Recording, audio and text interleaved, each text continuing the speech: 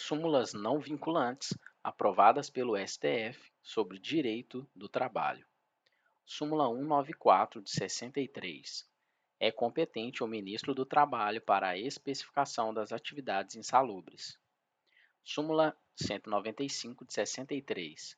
Contrato de trabalho para a obra certa ou de prazo determinado transforma-se em contrato de prazo indeterminado, quando prorrogado por mais de 4 anos. Súmula 196 de 63. Ainda que exerça atividade rural, o empregado de empresa industrial ou comercial é classificado de acordo com a categoria do empregador. Súmula 197 de 63. O empregado com representação sindical só pode ser despedido mediante inquérito em que se apure falta grave. Súmula 198 de 63. As ausências motivadas por acidente do trabalho não são descontáveis do período aquisitivo das férias. Súmula 199 de 63. O salário das férias do empregado horista corresponde à média do período aquisitivo, não podendo ser inferior ao mínimo. Súmula 200 de 63. Não é inconstitucional a Lei 1530 de 51, que manda incluir na indenização por despedida injusta parcela correspondente a férias proporcionais. Súmula 201 de 63. O vendedor pracista, remunerado mediante comissão, não tem direito ao repouso semanal remunerado. Súmula 202 de 63. Na equiparação de salário, em caso de trabalho igual, toma-se em conta o tempo de serviço na função, e não no emprego. Súmula 203 de 63. Não está sujeita à vacância de 60 dias a vigência de novos níveis de salário mínimo. Súmula 204 de 63. Tem direito o trabalhador substituto ou de reserva ao salário mínimo no dia em que fica à disposição do empregador, sem ser aproveitado na função específica. Se aproveitado, recebe o salário contratual. Súmula 205 de 63. Tem direito a salário integral menor não sujeito à aprendizagem metódica. Súmula 207 de 63. As gratificações habituais, inclusive a de Natal, consideram-se tacitamente convencionadas, integrando o salário. Súmula 209 de 63. O salário-produção, como outras modalidades de salário-prêmio, é devido, desde que verificada a condição a que estiver subordinado, e não pode ser suprimido unilateralmente pelo empregador quando pago com habitualidade. Súmula 212 de 63. Tem direito ao adicional de serviço perigoso o empregado de posto de revenda de combustível líquido. Súmula 213 de 63. É devido o adicional de serviço noturno, ainda que sujeito o empregado ao regime de revezamento. Súmula 214 de 63. A duração legal da hora de serviço noturno, 52 minutos e 30 segundos, constitui vantagem suplementar que não dispensa o salário adicional. Súmula 215 de 63. Conta-se a favor de empregado readmitido o tempo de serviço anterior, salvo se houver sido despedido por falta grave ou tiver recebido a indenização legal. Súmula 217 de 63.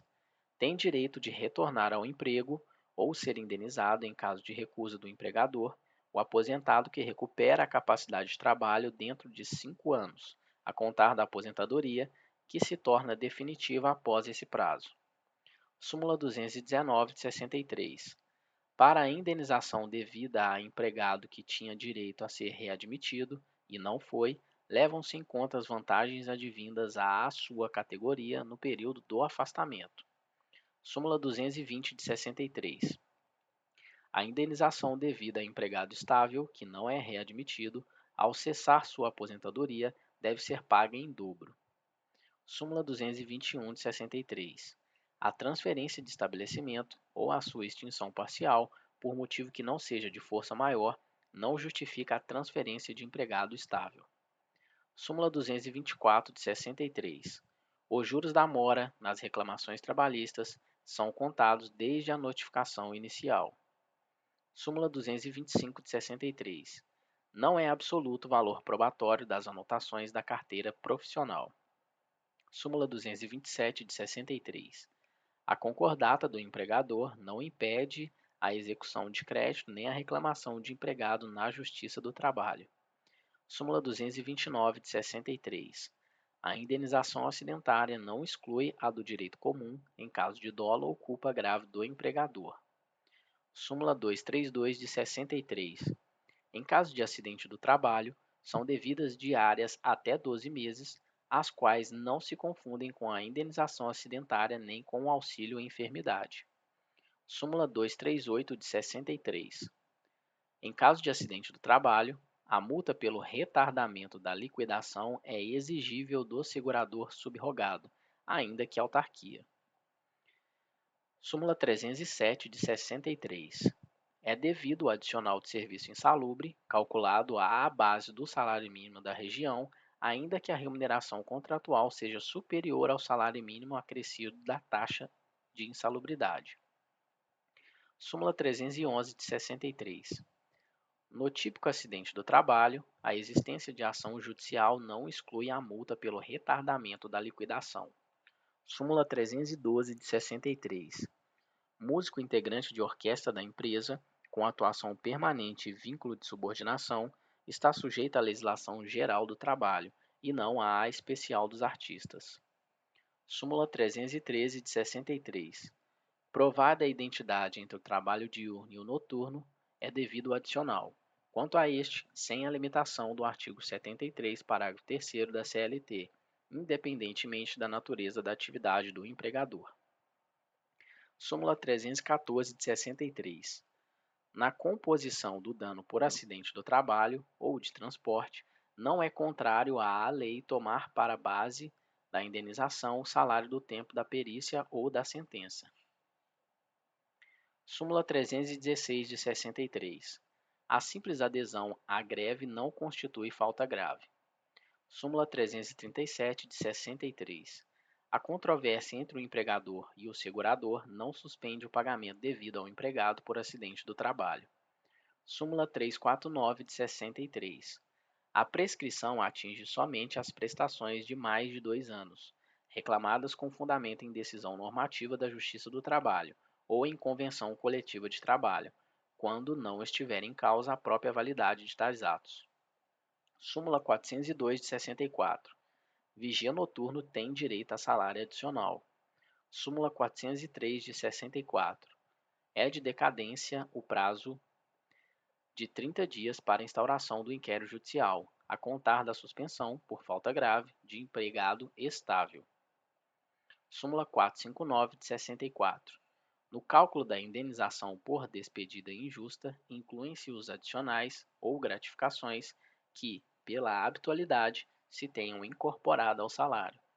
Súmula 460 de 64.